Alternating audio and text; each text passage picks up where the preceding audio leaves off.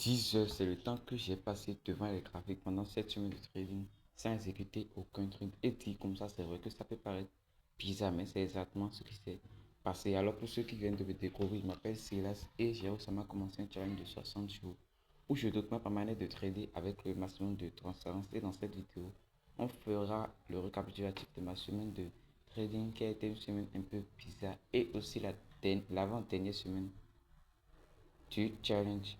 Du coup, dans cette vidéo, je ferai un récapitulatif de ma semaine de trading, comme je l'ai dit. Alors, pendant cette semaine de trading, je n'ai exécuté aucun trade parce que je n'ai eu aucun setup. C'est vrai que ça peut paraître bizarre, mais c'est exactement ce qui s'est passé. Alors, la semaine a commencé le 11 et comme vous le savez, on ne traite que le Nasdaq en M1. Dans notre session ne dure que 2 heures, on fait du scalping en M1 et on ne prend qu'un seul trade par session. Donc, si vous regardez bien, le vendredi de la semaine dernière, un seul trade par session. Jeudi, un seul trade. Mercredi, un seul trade. Mardi, un seul trade. Ainsi de suite. On ne prend qu'un seul trade par session.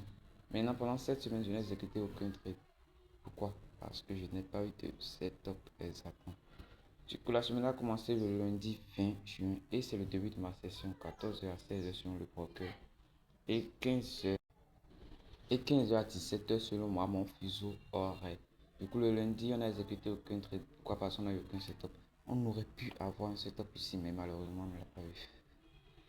On a presque, on est presque sur. Ouais, exactement. Du coup, on n'a eu aucun trade le lundi. Le mardi aussi, aucun trade, malgré le fait qu'on avait une très belle tendance. Pour ceux qui ne savent pas ce que c'est qu'une tendance, c'est la direction du marché. Comme elle peut être ascendante ou descendante ou plate. Ouais. Soit elle monte, soit elle descend, soit elle est plate, comme ici. Je ferai une vidéo après pour expliquer chaque point. Le mardi, on n'a exécuté aucun trade. Le mercredi, j'étais venu un peu plus tard devant les graphiques, sinon on avait un setup d'entrée.